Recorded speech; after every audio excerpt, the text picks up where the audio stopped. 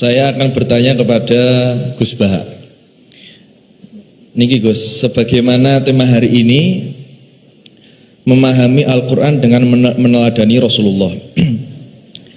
Kami sering mendengar pengajian Gus Baha, yang mana Gus Baha sering mengaturkan, sering berkata, semakin banyak ayat yang kita pahami, semakin kita dekat dengan Allah Subhanahu Wa Taala. Kurang lebih begitu kalau salahnya ngapunten. Atau bahkan Syekhona Maimun, Mbah Maimun menika juga dawuh, seberapa banyak kamu paham Al-Quran, maka sedekat itulah kamu dengan Allah Subhanahu Wa Taala. Pertanyaannya Gus, kami terutama kula mewakili anak muda yang awam, ini banyak yang tidak jebolan pondok pesantren, bahkan tidak tahu bahasa Arab, hanya bisa membaca terjemah. Lah ini sedangkan panjenengan sering dawuh kalau misalkan memahami Al-Quran itu harus malian bil Arabiyah, harus menguasai mufradat banyak bahasa Arab. Tapi kita ini juga pengen dekat dengan Allah, pengen dekat dengan Allah. Nah, apakah kita boleh membaca terjemah, sedangkan terjemah ini tidak bisa mewakili makna ayat itu? Ini yang pertama. Yang kedua,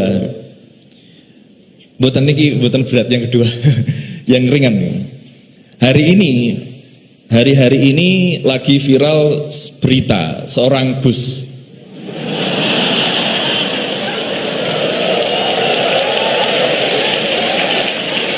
Mohon izin. Yang mungkin berceramah dengan kalimat yang kurang baik, mungkin diniatkan guyon tapi malah melukai hati orang lain. Tapi Masya Allah Gus Baha guyon tapi tidak pernah melukai hati orang lain.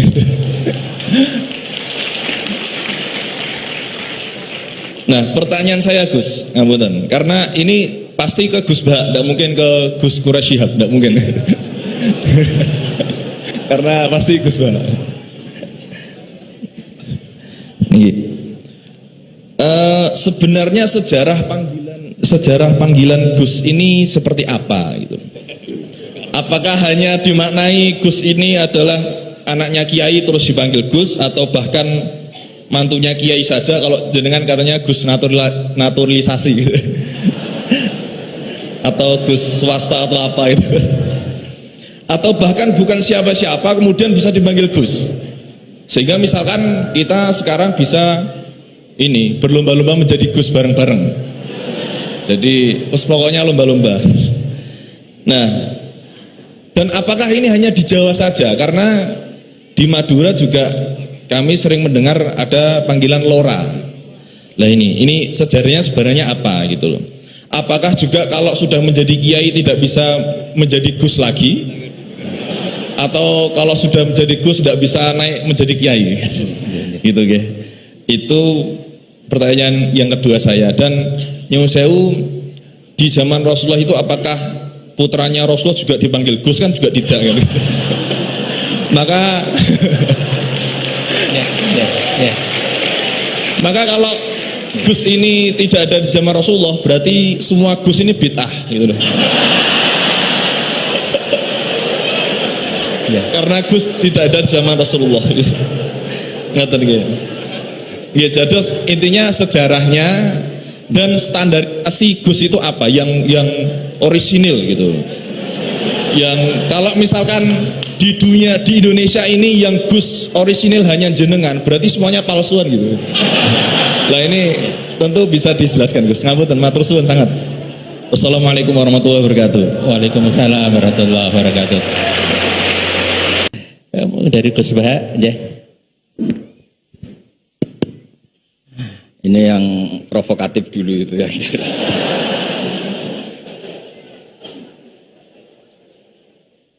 Semoga diampuni oleh Allah Ta'ala. Begini, satu itu saya tidak medsosan, tapi ya dengar-dengar laporan macam-macam lah tentang sekian pihak itu. Begini, saya cerita ini biar sampean tahu bahwa Pak Rektor ngundang saya ini tidak salah kan. Memang benar-benar pemateri yang baik. Ya kalau kata Nabi Yusuf kan ini hafizun alim, orang harus zikru manaki binafsi, orang boleh cerita kelebihannya asal itu faktual. Begini, suatu saat, ini cerita di kitab Ihya, suatu saat Nabi Musa itu sholat istisqa, itu doa apa saja itu sudah dipakai, nggak mandi, Nabi Musa loh, nggak mandi, tetap nggak mandi. Kata Allah, inna fihim namaman, di komunitas Anda yang ikut sholat itu ada yang tukang adu-adu, namam, provokator. Maka kamu doa kayak apa tetap enggak akan saya ijabahi. Nabi Musa, ya gampang Gusti, tunjukkan orang itu siapa, nanti saya usir dari majelis.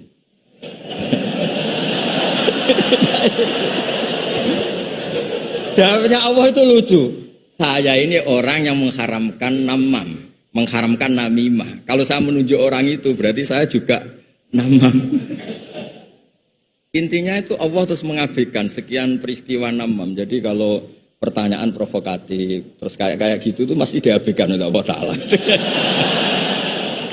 Karena nanti repot itu. Repot. Memang saya termasuk Gus yang asli itu jelas sekali.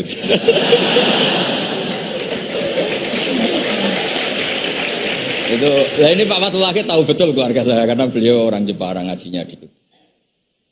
Ya, terus masalah fatwa tadi, fatwa sosial itu atau memahami pakai terjemah begini seperti yang dikatakan Pak Kures. Ada pegangan yang umum kayak sidik, amanat, tabligh, fatona. Itu memang lewat terjemah nggak apa-apa. Tapi ada terjemah yang nggak mengganti bahasa Arab. Misalnya kata sembahyang, mungkin perasaannya orang Bali sembahyang itu apa, perasaan kita sembahyang itu apa, itu kan subjektif. Misalnya begini, ada ayat yang agak sensitif. Ketika Anda salah paham dengan istri itu wadribuhun, fahjuruhunna fil madoji wadribuhun. Itu kan riskan betul. Maka pukullah istri kamu. Pukul itu kan konotasinya itu buruk. Tapi di semua tareh, saya bilang tidak sebagian, di semua tareh itu disebut dorban ghairu mubarrihin, mukul yang tidak melukai. Jadi orang Arab itu punya adat. Kalau kecewa itu dorobu binni'al wasau. Jadi mukul itu pakai kain, pakai kacu, pakai. Nah, di Jawa kata mukul itu ya mesti kekerasan itu. Nah, yang jenis ini itu riskan kalau dari bahasa Arab pindah ke Jawa. Jadi ada yang riskan, ada enggak. Nah, sebab itu saya sering bilang, saya ini kan belajar tafsir insya Allah lah, khatam. Cuma saya tidak suka nulis, karena sudah ada yang nulis. Karena saya nulis tetap saja dianggap top Pak Kures, jadi tidak usah nulis lah, sudah ada. Begini, yang penting saya menghormati beliau karena nulis khatam. Pentingnya nulis itu memang khatam, mulai awal A sampai Z. Pentingnya khatam itu apa? Di situ ada dialog. Ada dialog Allah sama nabinya, sama kekasihnya, bahkan sama musuhnya. Misalnya sama musuhnya. Itu Nabi Musa masih dibilangi sama Allah, faqula lahu qawlan layyinan. Ini penting saya utarakan. Nah, suatu saat Harun Ar-Rasyid ini didatangi ustadz, mungkin ustadz yang amatir lah, masih latihan ustadz, jadi masih ekstrim itu. Ya Amirul Mukminin, ini nasihun lak, famusyaddidun alaika, fala tajidanna fi nafsika aliyya syai'an. Ya sampai latihan bahasa Arab nanti Pak Rektor. Bukan Anda, Gus naturalisasi tadi Anda. Saya akan memberi nasihat engkau, kemudian cara nasihat saya itu musyaddid, ekstrim. Maka jangan kamu anggap serius. Maksudnya jangan penjarakan saya ketika saya nasihat ke kamu ini kasar. Jawabnya Harun Ar-Rasyid itu langsung bilang gini. Bilang ya jahil, ini karena Arab.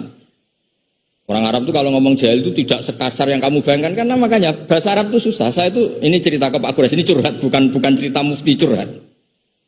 Kiai Jawa kalau maknani wailak waihak itu ciloko kue. Padahal sering Nabi itu kalau kecewa sama seseorang bilang wailak sama waihak. Akhirnya santri tanya, lo katanya Nabi itu halus sopan santun kok ngendikan wailak waihak, yang artinya itu celaka kamu. Ada orang tanya Nabi dan orang itu tidak paham. Nabi ngendikan apa? Sakilat ka umuk. Cek siale mbokmu anak kue. Diterangkan enggak paham.